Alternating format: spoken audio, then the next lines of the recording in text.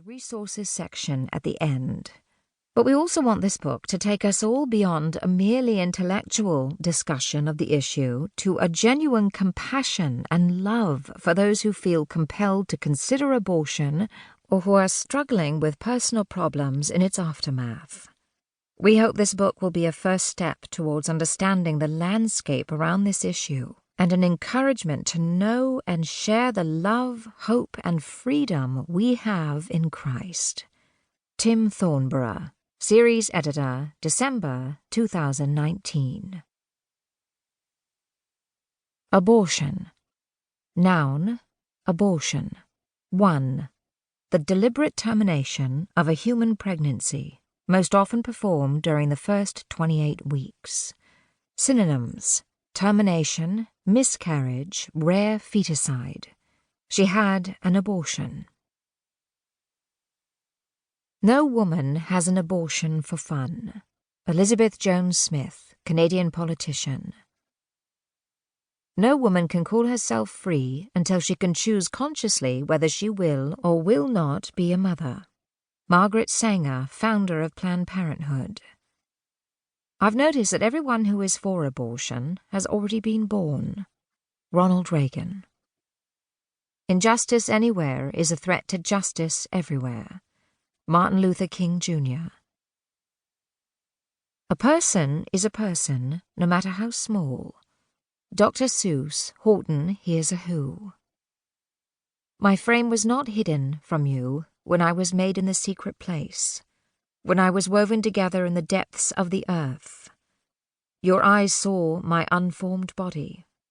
All the days ordained for me were written in your book before one of them came to be. Psalm 139, verses 15 through 16. A personal note to the reader. At the outset, we want to acknowledge that you, as the reader, may be approaching this from a variety of very different perspectives. You may be someone who has a deep concern about abortion as a political and social issue in our society, and is seeking further understanding and clarification of what the Bible teaches and what Christians believe on this subject. Or maybe your questions are much more personal. You have had an abortion yourself, and there are questions and emotions you are processing even years later. Perhaps you are considering having an abortion at the moment and don't know what to do as you listen to powerful and conflicting voices in your own mind as well as from others.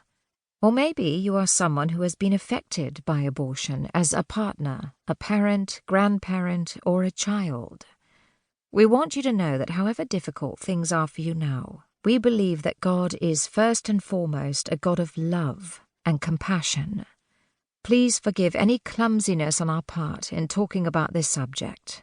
We certainly don't want to bring you any unnecessary pain. Rather, we long that you will find comfort, healing, and hope in the message of the gospel and the fellowship of God's people. Lizzie, Ling, and Von Roberts. Where Are We? Chapter 1.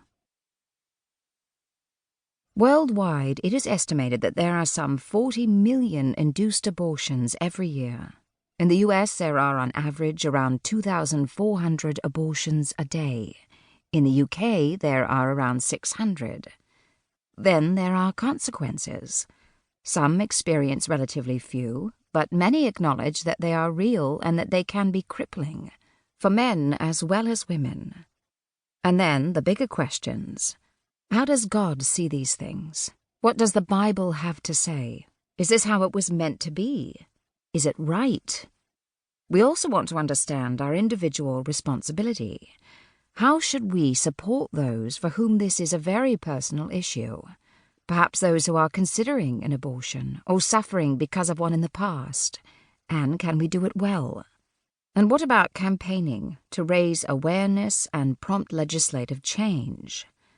The aim of this short book is to explore some of these issues as we think practically and biblically about this topic. Those who are anti-abortion are often accused of adopting their stance unthinkingly as part of a package deal. Because of their religious beliefs or political affiliations, people may...